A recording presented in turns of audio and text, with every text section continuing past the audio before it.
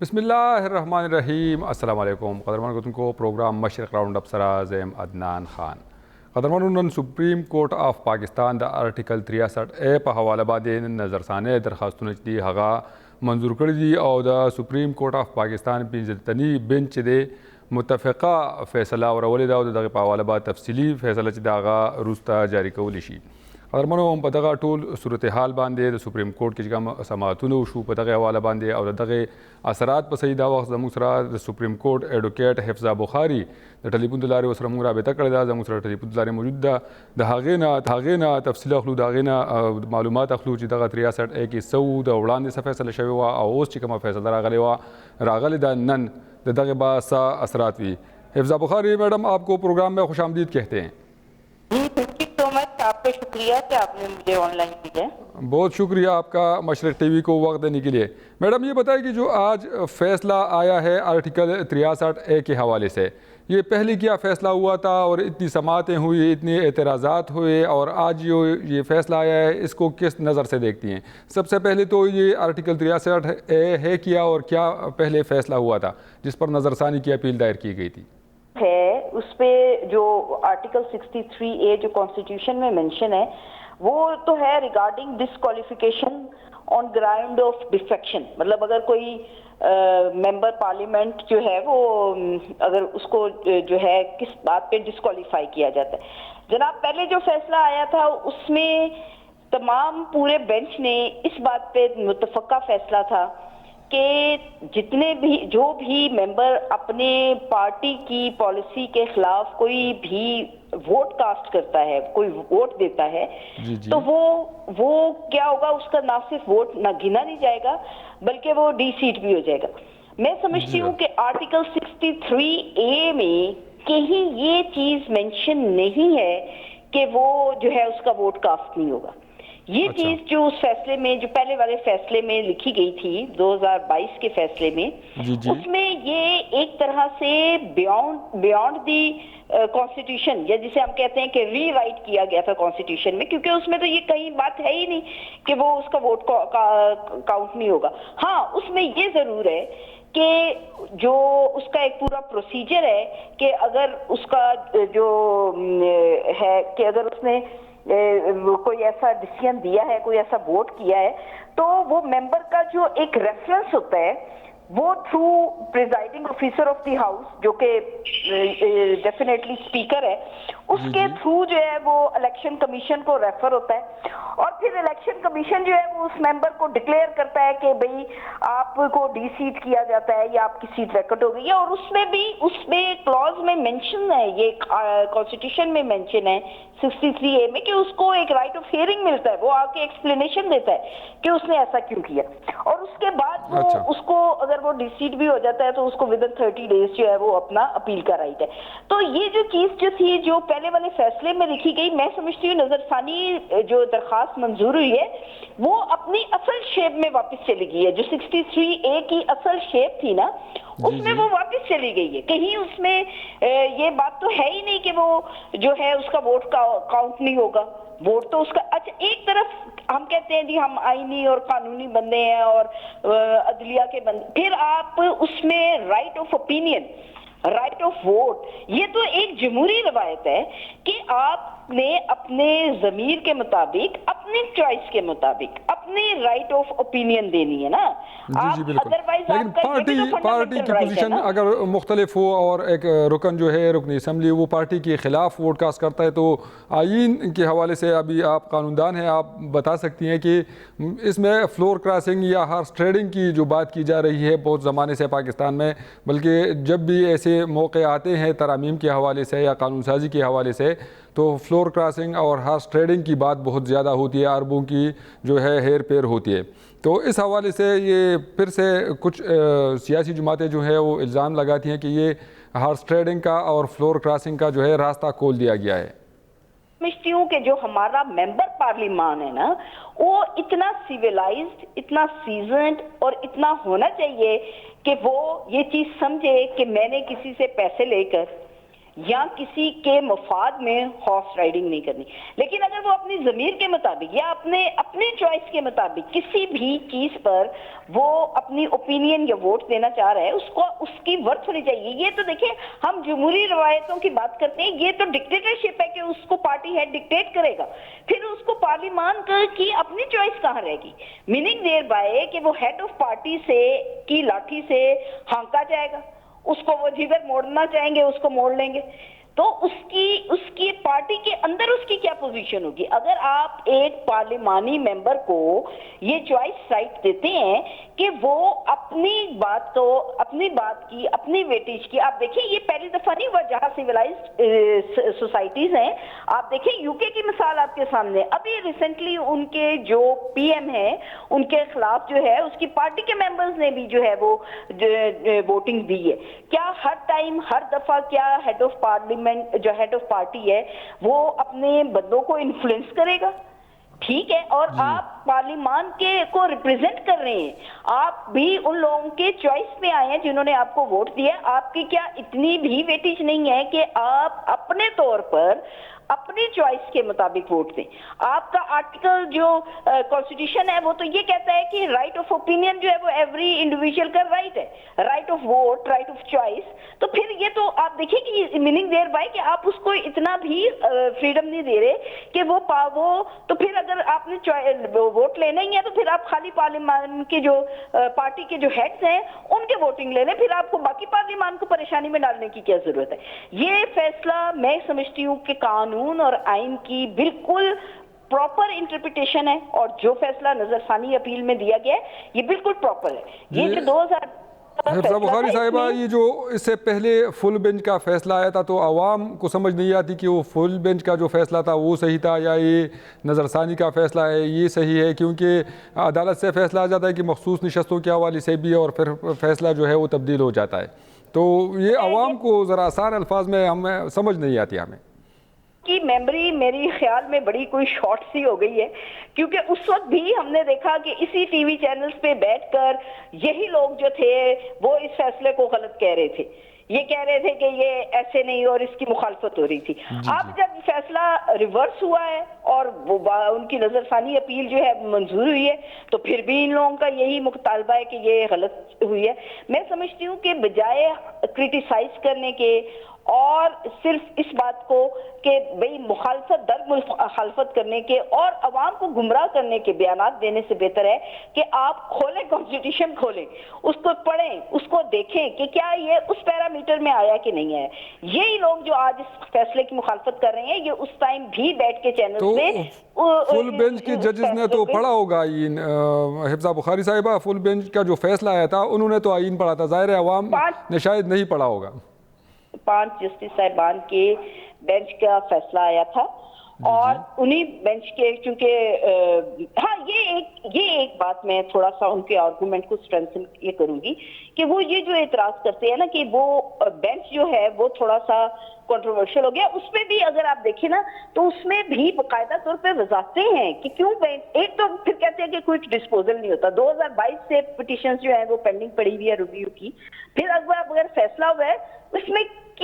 क्या उठा के अगर इसको वो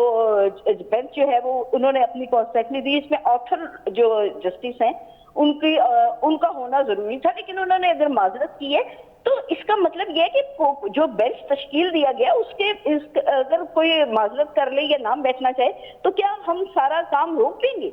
कि जो फिर कहते हैं कि क्विक डिस्पोजल नहीं होता, केसों पे फैसले नहीं होते, तो ये तो फिर एक गलत प्रेसिडेंट बन जाता ना कि इस वजह से जो है वो हर्डल आई और फैसला रोक दिया गया। जो लोग जिन्होंने सुना उन्होंने अपना विजडम के तहत उसको जो है जारी किया। अभी जब इसका तफसीली फैसला आएगा तो वो तो विद रीजनिंग, हर जो जस्टिस साहिबान है उन्होंने अपनी विद रीजन लिखी, और मैं समझती हूँ कि पहले जो इसमें ये एम्बिग्यूटी थी कि 63A को बियॉन्ड दी कॉन्स्टिट्यूशन जाके जो है एक्सप्लेन किया गया, उसमें दोबारा उसको अपने डोमेन में वापस ले आया गया है, और उसमें कहीं, और इवन ये तो नहीं कि फौरन के फौरन उसको डिस्क्वालीफाई कर दे या फौरन के फौरन उसको डिसीट कर दे, उसमें भी बाकायदा एक प्रोसीजर है कि क्या कैसे कैसे उसको, और उसको फिर राइट ऑफ अपील भी दिया गया उस डिसीजन पे। तो हर इस आंख झपकते और चुटकी बचाते किसी को डिसीट कर देना या उसके वोट की ये अहमियत नहीं है या उसके वोट को इन्फ्लुएंस करना, ऊपर से जमहूरी रवायतों की बात करते हैं और एक मेंबर पार्लियामान जो है वो अपना वोट का इस्तेकाक नहीं रखता, ये राइट नहीं रखता, तो फिर ये तो सबसे ज्यादा गैर जमहूरी बात है। ये तो पार्लियामान के अंदर गैर जमहूरी रवायत है कि एक मेंबर पार्लियामान जो है वो वोट और अपनी राय का इजहार करने के लिए किसी और की तरफ देखे। फिर वो जिन लोगों को नुमाइंदा करके आया है, फिर वो नुमाइंदा फिर उनका तो नहीं है, वो तो फिर कठपुतली बन गया अपने हेड ऑफ पार्टी पे। पार्टी की पॉलिसीज को टो करना नो डाउट एक पार्लियामान का काम है, लेकिन अगर उसको अपनी चॉइस के मुताबिक अगर उससे पूछा जा रहा है तो इसमें मैं नहीं समझती कि कोई कदकन होनी चाहिए उसके फैसले पे, और ये गैर जमहूरी रवायत होगी कि उसके अनकॉन्स्टिट्यूशनल और अनडेमोक्रेटिक जो है वो एक हम सोच को पनपने देंगे अगर हम उसकी सोच पे या उसके राइट पे पाबंदी लगाते हैं। स्टेट में अगर आजाद नहीं है और उसकी फ्रीडम ऑफ ओपिनियन नहीं है तो फिर हम अपने लेमैन की फ्रीडम ऑफ ओपिनियन की क्या बात करते हैं। अच्छा हिफ्ज़ा बुखारी साहिबा, ये भी बताएं कि जो हमें समझ आ रही कि जो अरकान अगर पार्टी के ख़िलाफ़ वोट देना चाहते हैं तो ये इजाज़त अभी मिल गई है और ये जैसे आपने कहा कि आइन की रूह के मुताबिक बहाल हो गई है, तो ये डिस्क्वालिफिकेशन के हवाले से क्या होगा? ये डिस्क्वालीफाई होंगे मेंबर्स या नहीं होंगे? मैं एक बात करूं कि हम हर बात को लफ्जों में, अल्फाजी में, इन राइटिंग क्यों नहीं लेके आते? क्यों ना हम अपने पार्लियामान की, अपने माशरे की, अपना पॉलिटिकल एक सीजन और पॉलिटिकल सोच जो है उसको पनपने दे कि और लोगों की भी सियासी तरबियत हो, और पार्लियामान में जो रहते हैं वो तो बड़े अपराइट और बड़े सीजन किस्म के लोग जो हैं वो इनके रिप्रेजेंटेटिव हों। अब ये तो नहीं है कि आप एक गैर जमहूरी रवायत को रखने के लिए ये है हॉर्स ट्रेडिंग का इससे खतरा होगा। आप ऐसे पार्लियामेंटेरियन भेजें जो ना पैसे से बिकते हो ना उनको अपना जमीर बेचते हो, वो अपनी सोच और समझ के मुताबिक अगर पार्टी पॉलिसी के खिलाफ भी जाते हैं तो उनका विद रीजन हो, वो पता है कि हमने क्यों जो है वो हेड ऑफ पार्टी से इस चीज पे हम वो करें, और उसमें भी लिमिटेड स्कोप है। अगर आप उसमें पढ़े ना कि वो कहीं अगर उसका रिमूवल है कहीं पीएम का या उसका इसका चीफ मिनिस्टर का, या फिर वो वोट है, वोट ऑफ कॉन्फिडेंस आएगा अगर तब, या फिर कोई मनी बिल है, ये कॉन्स्टिट्यूशनल बिल है, उस पे जो अमेंडमेंट होने या उस पे वो होगा, उसमें ये कहानी आगे से है कि अगर वो उस पे पार्टी को पॉलिसी को जो है वो फॉलो नहीं करता तो वो उस पे उसकी डिस्क्वालिफिकेशन। ये तो नहीं है कि आप कहीं भी उसकी अपनी कोई राय है या उसके हल्के का मफाद इसमें है कि भाई वो ये अपनी पार्टी के पॉलिसी के हद से भी अपनी ओपिनियन दे तो उसको डिस्क्वालीफाई कर दिया जाए। जिस पार्लियामान में एक पार्लियामेंट्री मेंबर जो है वो अपनी राइट ऑफ ओपिनियन नहीं एक्सरसाइज कर सकता और उसकी जमहूरियत नहीं है, ये तो फिर आप समझते हैं कि डिक्टेटर, ये जो पार्टी के अंदर है वो एक डिक्टेटरशिप बन गई ना।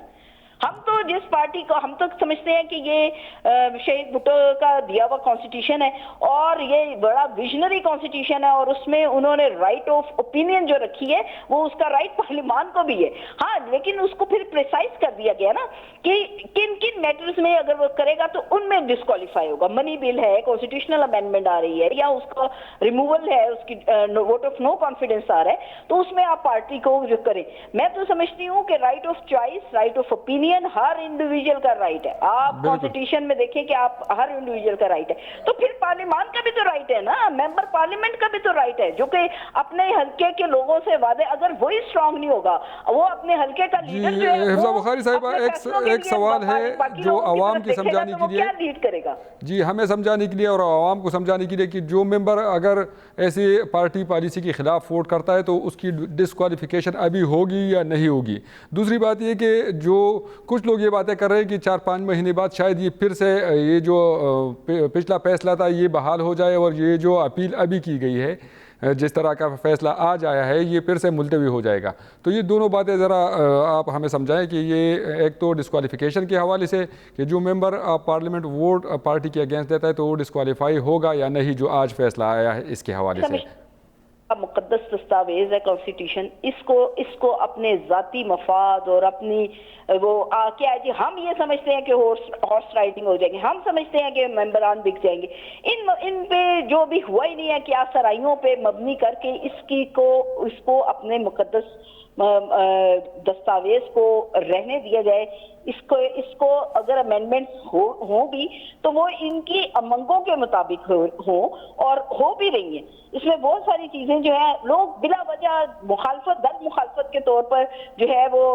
प्रपोज अमेंडमेंट्स को भी जो है वो टारगेट करते हैं। हालांकि मैंने जो उसमें देखा कि प्रपोज अमेंडमेंट्स में तो ये भी है कि जो क्रिमिनल पिटीशन फाइल होंगी, इसमें जो क्रिमिनल अपील्स फाइल होती हैं CRPLA जो फाइल्स होगी, और उसमें 185 jurisdiction of the supreme court, उसमें बाकायदा डायरेक्शन होगी कि आप इसको 12 महीने में डिसाइड करें, और फिर जो पहले से फाइल है उनके लिए डायरेक्शन होगी कि इसको 24 एक तो क्विक डिस्पोजल की बात करते हैं, क्विक रिलीफ की बात करते हैं, और जब उसमें अमेंडमेंट आ रही है तो लोगों को कोई रिलीफ दिया जा रहा है सिर्फ मुखालफत दर मुखालफत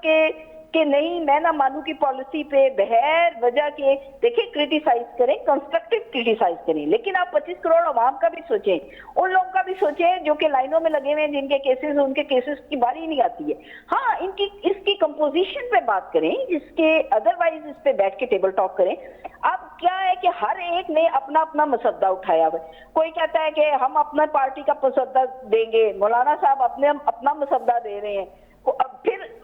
ठीक है आप अपने प्रपोजल ये तो हिफ्ज़ा बुखारी साहिबा जिस तरीके से कानून साजी हो रही थी, क्या ये जायज़ है कि एक ही दिन में काबीना का इजलास बुलाए, एक ही दिन में कौमी असम्बली का इजलास बुलाए, एक ही दिन में सेनेट का इजलास बुलाए और किसी पार्टी को मुसव्वदा भी ना दिया जाए? तो ये भी तो नाजायज़ है ना। एक आईनी तरमीम हो रही है, उसका भी तरीक़ाकार होता है। बिल्कुल ठीक आप बात कर रहे हैं, आईनी तरमीम का तरीकाकार होता है, और इस पे सुप्रीम कोर्ट ऑफ पाकिस्तान के जो बार एसोसिएशन है उन्होंने एक पूरे पाकिस्तान के नुमाइंदा वकला का इजलास बुलाया,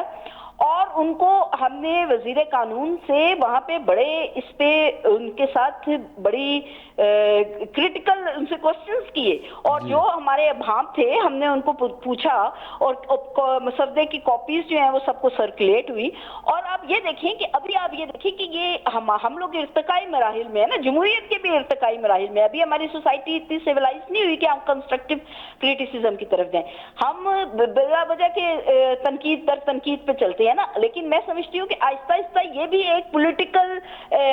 जो है वो ग्रूमिंग हो रही है लोगों की। लोग बोलते हैं, सीखते हैं, पढ़ते हैं, देखते हैं क्या है। तो अच्छा है कि अगर हर पार्टी अपना मसद्दा देती है और उसमें बताती है कि इस मसद्दे में हमें ये तहफ़्फ़ुज़ात हैं, जिस तरह हमने भी